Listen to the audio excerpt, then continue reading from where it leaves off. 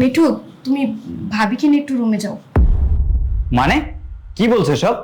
মিঠু, ভাবি আজকে থেকে তোমাকে যা যা করতে বলবে তুমি তাই তাই করবে। এখন তুমি ভাবির সাথে রুমে যাও।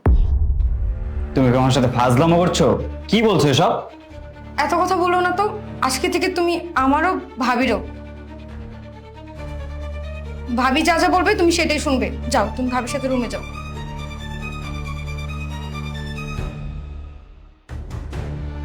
চলো তো।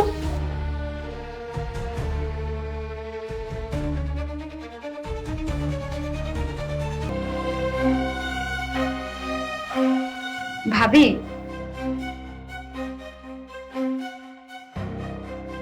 তুমি একটা কাজ করে দাও না ভাবি। রহিমকে বলে দাও আমার যখন হাত পা কোমর ব্যথা করবে তখন যেন আমাকে ম্যাসেজ করে দেয়। আর রহিম তো তোমার কথা ভালো করেই শুনে, এখন থেকে যেন আমার কথাও শুনে।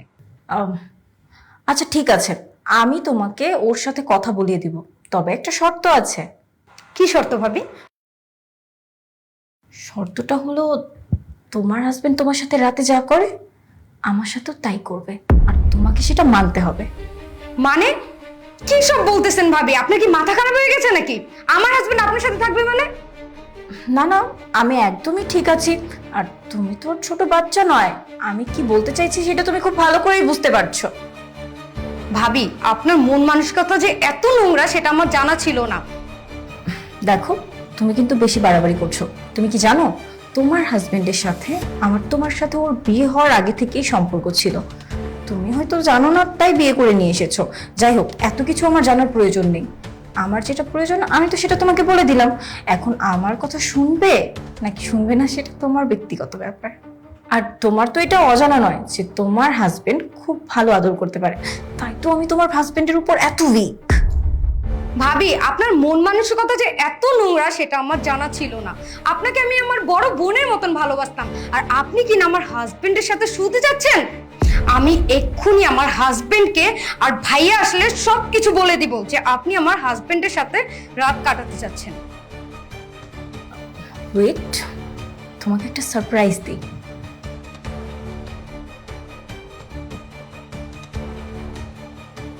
এটা একটু দেখো তো।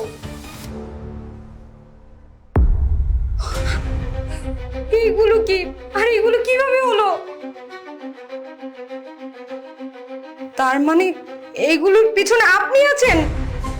হ্যাঁ, এটা আমারই প্ল্যান ছিল, আর এটা আমিই করিয়েছি, কারণ তোমার হাজবেন্ডকে আমার যে কোনো মূল্যে প্রয়োজন। ভাবি, এই কাজটা আপনি একদম ঠিক করেননি। আমি আপনাকে এত বিশ্বাস করেছি, বড় বোনের মতো শ্রদ্ধা করেছি, আর আপনি কিনা আমার ক্ষতি করার চেষ্টা করছেন। ঠিক আছে, আমি এক্ষুনি আমার হাজবেন্ডকে সবকিছু বলে দিব। আপনি ভিডিওটা এক্ষুনি ডিলিট করুন।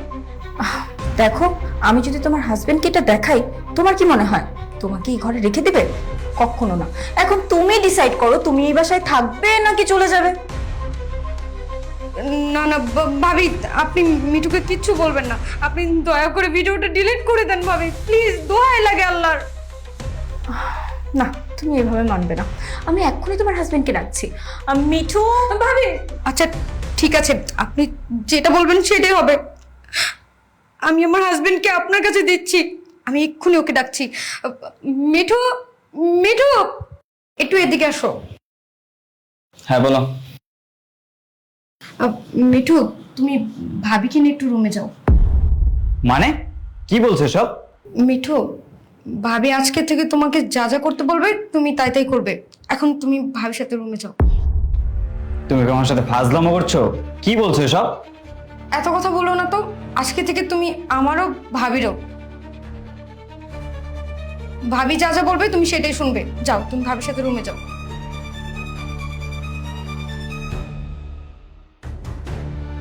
চলো তো।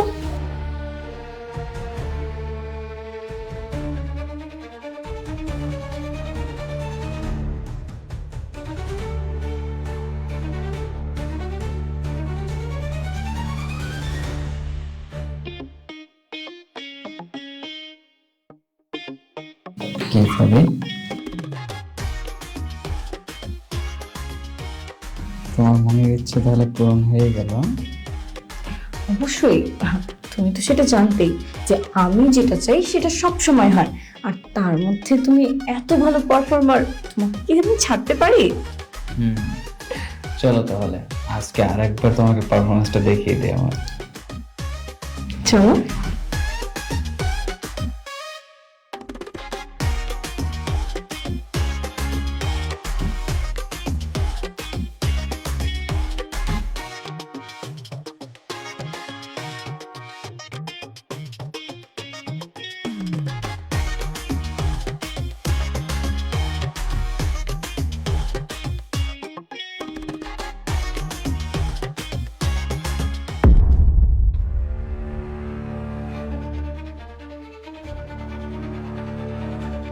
ওরা এই অবস্থায় কি করছে?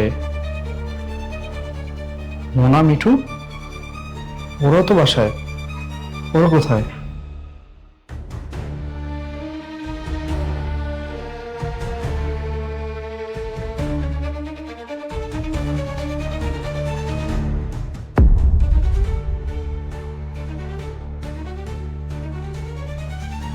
মোনা,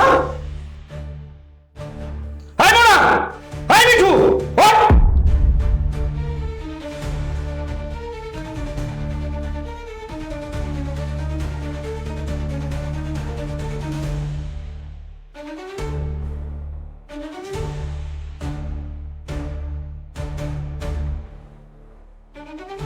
এগুলো আমি কি দেখছি? এগুলো আমি কি দেখছি? তুমি শেষমেশ আমার ভাইয়ের সাথে আমারই বেডরুমের মধ্যে। দেখো তুমি ভুল বুঝছো, আমরা তো শুধু এমনি শুয়েছিলাম। এই, কোনটা ভুল আর কোনটা সঠিক আমি খুব ভালো করে জানি, আমি নিজের চোখে দেখেছি। আর তুই তুই না আমার ছোট ভাই, তুই এই কাজটা কি করে করতে পারলি? তুই তোর ভাবির সাথে এই কাজটা করতে পারলি? কেন করেছিস? কেন করেছিস এইটা? দেখো ভাইয়া, আমি কিছুই করছিলাম না, যা করার ভাবি করছিল। এই, ও কি বলছে? ও কি বলছে? সত্যি করে বলো, ও কি বলতেছে? ও ঠিকই বলেছে, ওর কোনো দোষ নেই, সব দোষ আমার। আমি ওকে বিয়ের আগে থেকে ভালোবাসতাম। ওকে পাওয়ার জন্যই আমি এই বাসায় এসেছি, না হলে তো তোমাকে আমার পছন্দ ছিল না। আমি তোমাকে বিয়ে করতে চাইনি।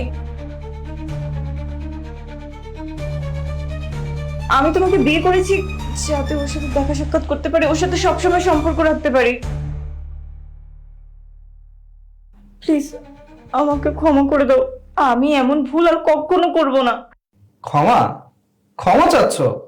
তোমরা এমন একটা নোংরা কাজ করেছো, এই নোংরা কাজের জন্য আবার আমার কাছে ক্ষমা চাচ্ছ? হ্যাঁ, আমি সবকিছুই বুঝলাম যে আমার ভাইয়ের সাথে তোমার সম্পর্ক, কিন্তু মিঠুর বউয়ের সাথে রহিমের কি সম্পর্ক?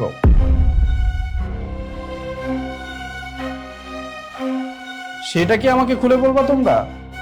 এইদিকে মিঠু আমার বউয়ের সাথে রোমান্স করছে আমারই বেডরুমে, আর অন্যদিকে মিঠুর বউ রহিমের সাথে রোমান্স করছে সোফার মধ্যে। মিঠু, বলতে পারবি এটা মানে কি? কি বলছো ভাই এসব? আমি তো এসবের ব্যাপারে কিছুই জানি না। এই শিমলা, ভাইয়া এসব কি বলছে? রহিমের সাথে তোমার কিসের সম্পর্ক? ও, আবার মনে হচ্ছে তুই কিছুই জানিস না। তুমি বলনি? কি করে বলবে? বললো তো আর এই কাহিনী হতো না। কি তুমি সত্যি করে বলবে রহিমের সাথে তোমার কি সম্পর্ক, না আমি বলবো? বলো।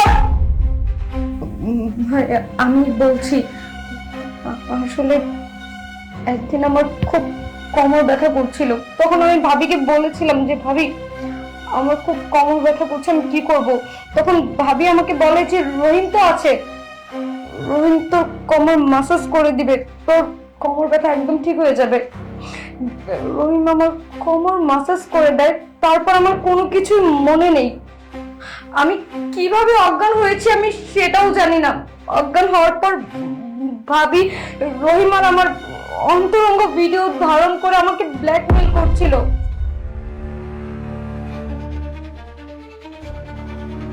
ভাবি বলছিল যে তোমার হাজবেন্ডকে আমার কাছে এক রাতের জন্য দিয়ে দাও, তাহলে আমি এই ভিডিও তোমার হাজবেন্ডকে দেখাবো না।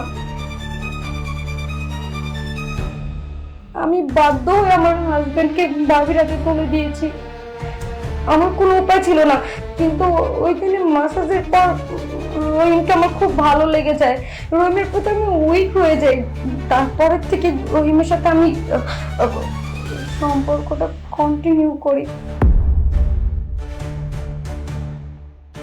আমার রহিমের সাথে থাকতে ভালো লাগে, তাই আমি রহিমের সাথে আছি। কিন্তু ভাইয়া, এই সব কিছুর মূলে হচ্ছে ভাবি। এই রহিমের সাথে সম্পর্ক ভাবি করিয়ে দিয়েছে আমাকে।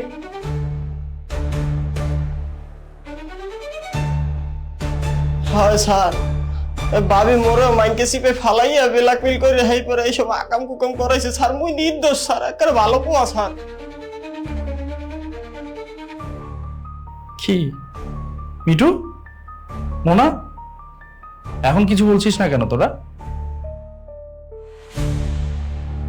মিঠু, তুই না আমার ভাই, তুই আমার ভাই হয়ে এই কাজগুলো করতে পারলি?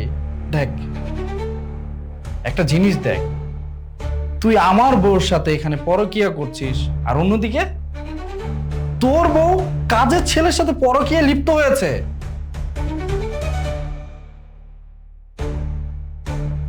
জানিস, বাংলায় একটা প্রবাদ আছে, যে যেমন তার জীবন সঙ্গী তেমনই হবে।